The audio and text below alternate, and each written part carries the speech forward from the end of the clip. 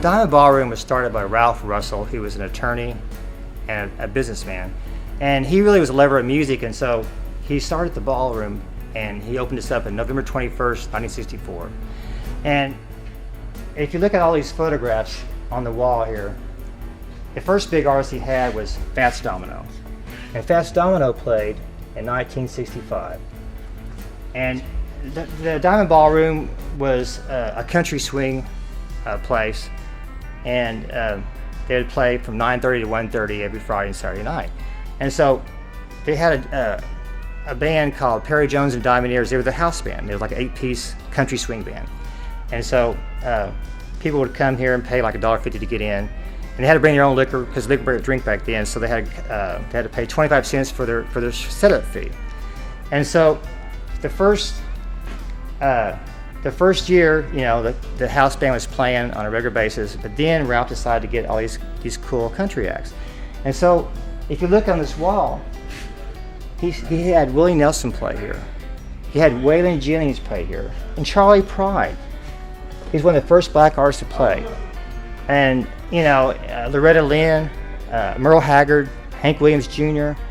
So I can look at this wall and go back in time. Like here's Buck Owens. Buck Owens played here, George Jones played here. There's Ernest Tubbs. I mean, it's just amazing. So for 20 years, Ralph Russell had all these great country music acts play at the Diamond Ballroom. And what I find fascinating is you always hear about Kane's Ballroom being a historical place in Tulsa. Well, Diamond Ballroom should be a historical place for Oklahoma City. And so after 20 years of all these great country acts playing here, Ralph Russell decided to turn over to his son, Ralph Russell Jr., and then they started doing rock and roll acts. So one night was rock and roll, and then the next night was country. And so then it went through a phase of hard rock. In '87, they started having these bands like Power Lord and Gamma Side. But then they had bands like Pantera. Pantera is a legend in rock and roll business, okay? And then later on, you had bands like Hellstorm played here. The Cramps played here. I mean, you got Five Finger Death Punch, Volbeat. All these rock and roll groups played here. You know, I just felt like, you know, I had to share this information to the public. And so when I walk near these photographs and look at them, each photograph, I can just fucking go back in time.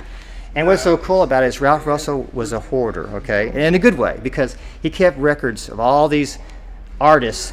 Each file has like the original contract, what they got paid, all the special correspondence between the agent that booked the band or the group. You had the actual original press photographs are in there, the bio sheets, and what was current at that time. So when I pull out a photo, say Willie Nelson, for example, and I open it up, I'm seeing how much he got paid. He might have got paid $700 that night. And he might have played 3 or 4 sets.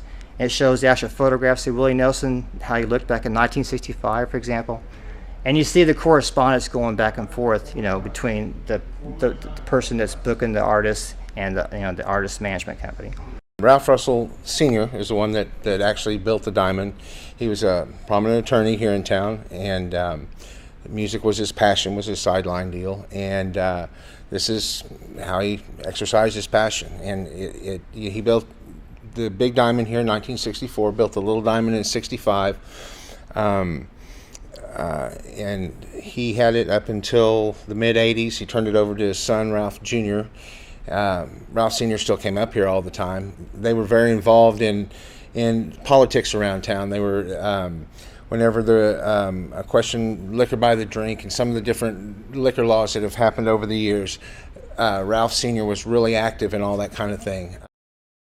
He told me about, I believe it was Fats Domino was supposed to come in from Dallas and got snowed in, and Ralph Sr. actually drove down there and picked him up and drove him back.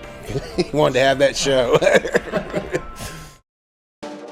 Ralph Sr., when he set this up, he wanted it to resemble the way things were back in the 50s. He wanted this to look like the back of someone's house. And underneath these pictures, I don't know if you can see, but there's windows underneath here. And the stage used to come out and had a kind of a wrought iron front on it, and it was supposed to look like someone's back porch.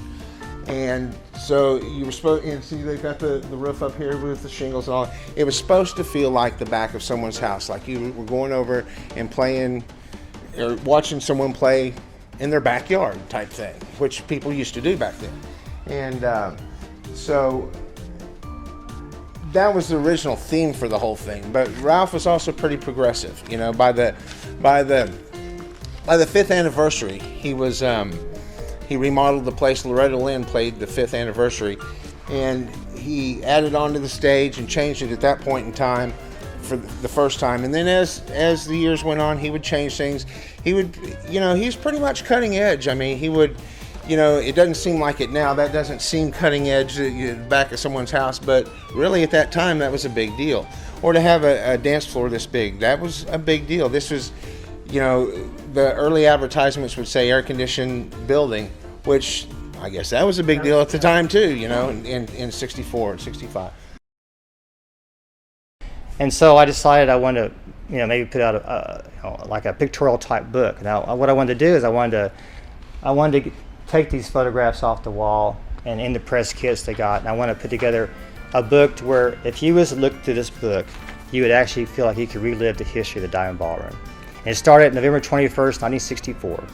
And I want to show photographs of the house band playing. I want to get the photographs of Willie Nelson and Merle Haggard, the promo pictures, and maybe have some stories inside the book that talks about, you know, some of their experiences here at the Diamond Ballroom.